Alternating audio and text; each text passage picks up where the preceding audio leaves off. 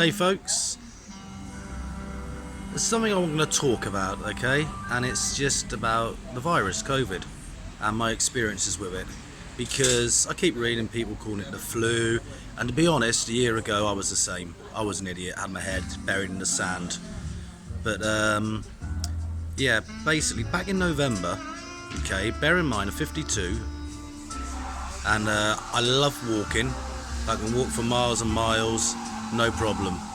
Okay, I was out on a Saturday night with friends. We went back to a friend's place because bars and restaurants had to shut at 6 o'clock. So we wanted to have a few more drinks. So did that.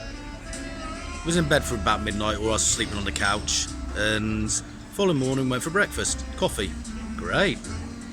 Then I went home, had a kip, got up, and at first I thought I had a hangover from hell. I had no energy.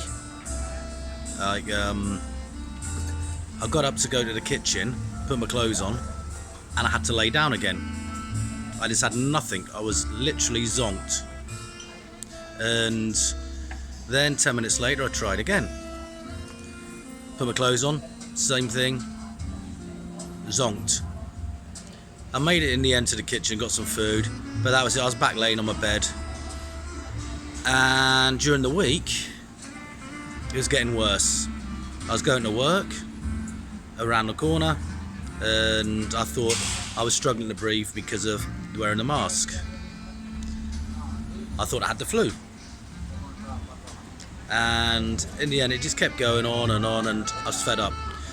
And the following Tuesday, okay, I went to the hospital. I went to emergency. They say don't go there because of problems. They do, oh, whatever, I don't know. But I went there, had a chest x-ray because I was worried. And thankfully it was not wrong.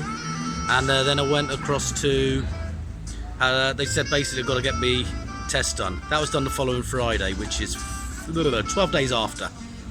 And nightmare, even going for that. I was out of breath all the time, had to keep sitting down, which is not me at all. And that is not the flu.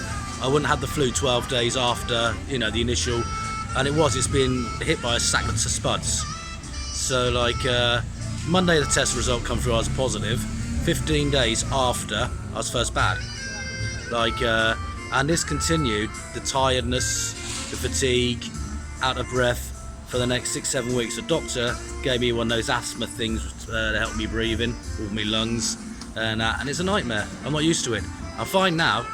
I'm very lucky. I don't have long term that I know of, like some people do. What I had, if I'd gone to that hospital the day it happened or the day after, I'd have been kept in for sure. And that. But like I said, I'm a strong cookie. I'm tough. It takes a lot. Once I had to have stitches in my lip. I was in the hospital having it sewn up, just watching, loving it. When this was done, glassed. Okay, I was in the hospital taking a photograph for a keepsake, and I'm tough.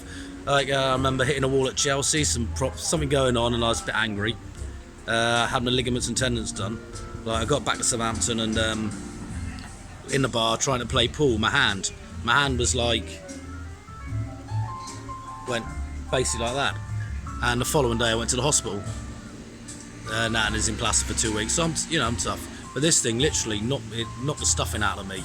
And unless you've had it, and you've had this long fatigue, or the long COVID, what they call it, you don't know what it's like. And it's hard because if somebody's got their arm in a sling or whatever, plaster, you know there's something wrong. But I could just be sat here like I am now, I'm fine. I'd walked, 200 metres.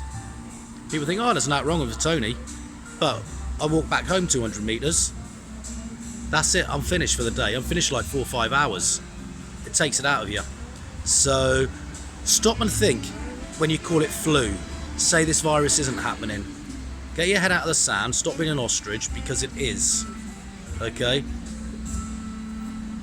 I'll tell that to the nurses around the world and the doctors in the hospitals. Tell it to people who's lost their family, friends, people who are suffering, etc.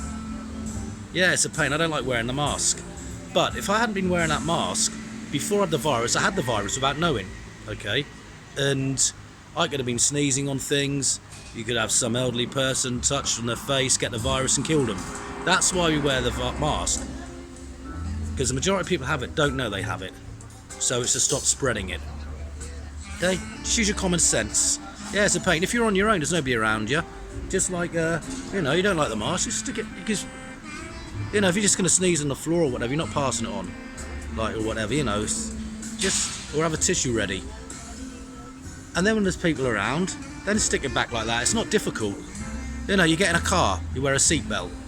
Seatbelts don't stop people dying, it helps prevent.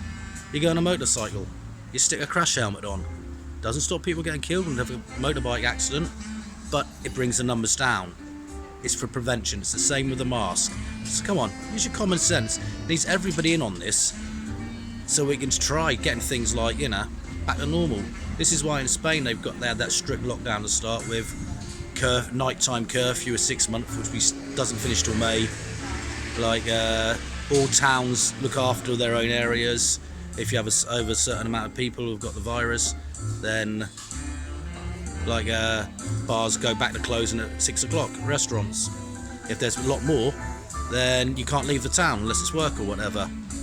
And then if it's over 1,000, then bars, restaurants, everything shuts. So you know, that's the way to manage it. So come on folks, get to grips with this. Don't be an ostrich.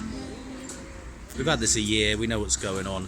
So many people suffering unnecessarily because of the stupidity of a lot of people. So remember, when you're laughing and calling it flu, next time it could be you, somebody you love in your family, and unlike me, it could kill them. So remember that.